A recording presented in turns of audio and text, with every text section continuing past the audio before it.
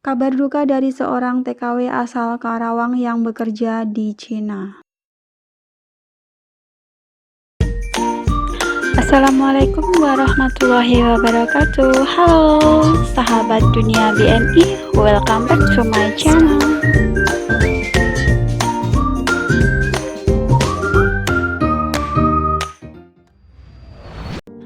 Berita hari ini teman-teman adalah mengenai surat edaran larangan mudik yang sudah ditetapkan oleh Indonesia. Beredar berita bahwa TKI atau PMI itu dilarang mudik atau pulang ke tanah air. Benarkah hal tersebut? Berita yang selanjutnya adalah kabar duka dari seorang TKW yang bekerja di Cina. Di Indonesia sudah terbit ya guys surat edaran mengenai larangan mudik dari tanggal 7 hingga 16 Mei 2021 nanti. Dan juga beredar sejumlah berita di kalangan PMI kalau PMI itu dilarang mudik atau kembali ke tanah air karena sudah dikeluarkannya surat edaran mengenai larangan mudik dari tanggal 7 hingga 16 Mei tersebut. Benarkah PMI ataupun TKI itu dilarang mudik atau pulang ke tanah air? Jawabannya adalah tidak benar. Siapa sajakah yang dikecualikan dalam surat edaran tersebut? Doni Monardo, Kepala Gugus Tugas COVID-19 memaparkan mereka adalah ASN, prajurit TNI, anggota Polri, pegawai BUMN, lembaga usaha, dan LSM yang berhubungan dengan percepatan penanganan COVID-19, termasuk juga pengecualian diberikan kepada masyarakat yang mengalami meninggal atau keluarga sakit. Demikian juga repatriasi pekerja migran Indonesia, TKI, dan pelajar atau mahasiswa yang akan kembali ke tanah air. Jadi teman-teman, untuk PMI ataupun TKI itu masih diperbolehkan melakukan perjalanan pulang ke tanah air.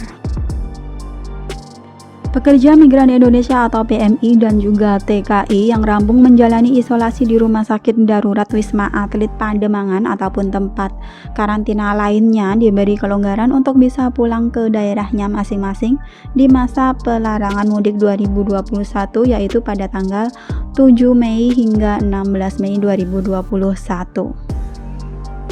Maka nanti khususnya PMI yang menggunakan surat clearance dari repatriasi Pademangan ini kami berharap diberikan kelonggaran, kata Wakil Komando Tugas Gabungan Repatriasi dan Penanganan Rumah Sakit Lapangan Wisma Atlet Brigjen TNI M. Saleh Mustafa di Wisma Pademangan, Jakarta Utara pada hari Rabu 14 April.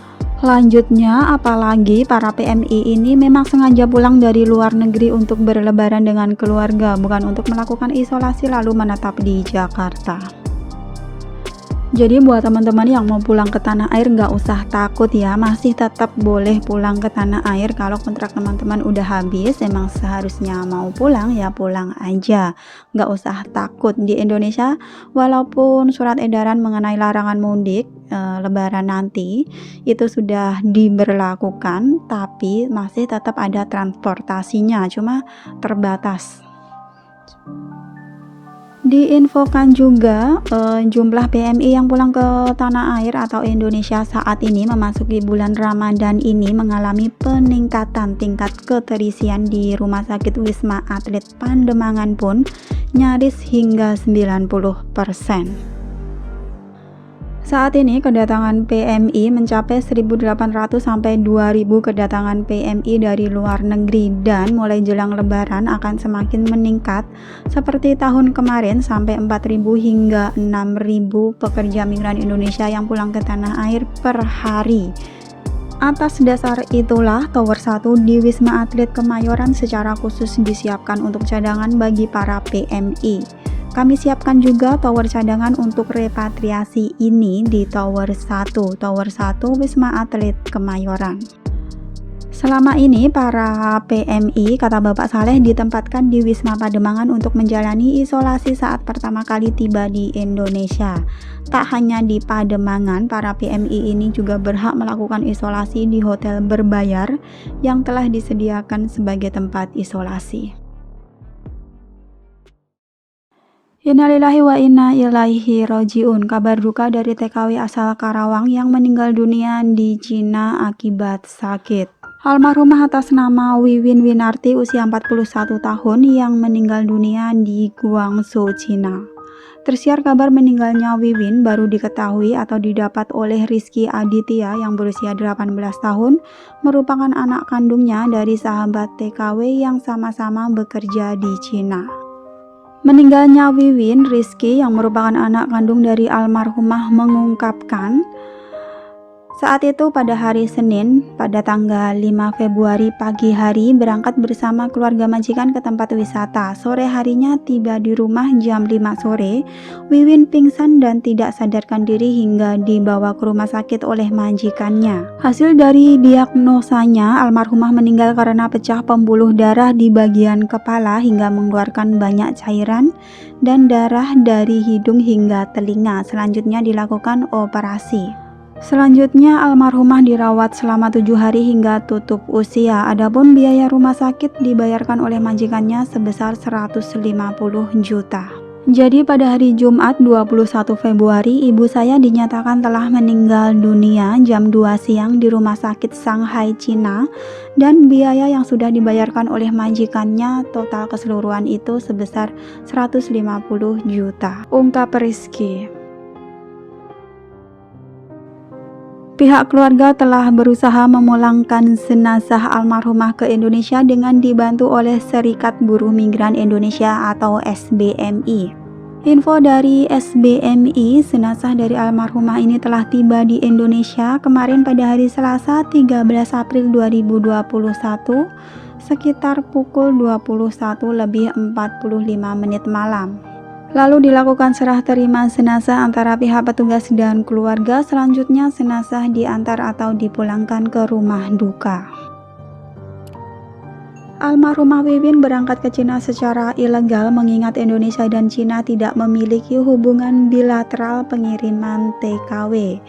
Dokumen yang didapatkan almarhumah ke Cina memakai visa turis. Ini bisa dikatakan dia merupakan korban dari sindikat penyalur tenaga kerja ilegal.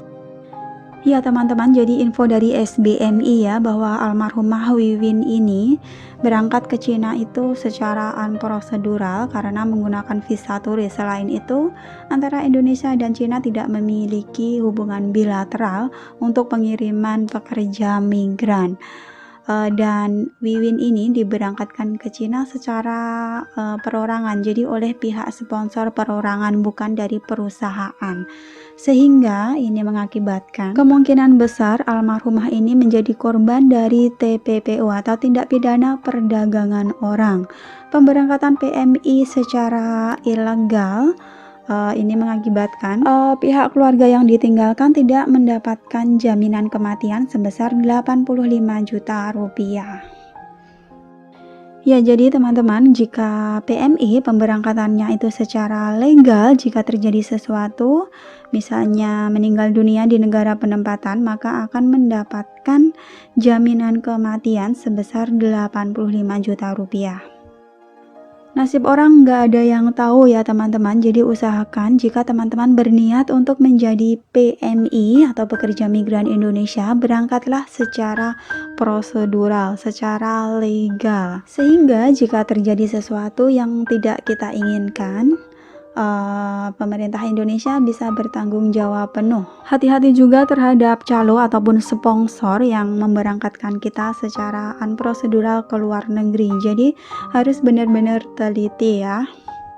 Jangan mudah percaya sama uang saku yang diberikan oleh sponsor yang banyak gitu ya. Jadi harus benar-benar teliti. Jangan sampai berangkat ke luar negeri secara unprosedural. Karena kalau ada terjadi sesuatu saat di luar negeri, sponsor itu kebanyakan nih ya, nggak bakal mau bertanggung jawab. Turut prihatin, kami dari channel Dunia BMI juga turut berduka cita atas meninggalnya Wiwin Winarti. Semoga almarhumah husnul khotimah, diampuni segala dosa-dosanya, ditempatkan tempat yang baik di sisinya, serta keluarga yang ditinggalkan selalu diberi kekuatan, keikhlasan, dan ketabahan. Amin amin ya robbal alamin.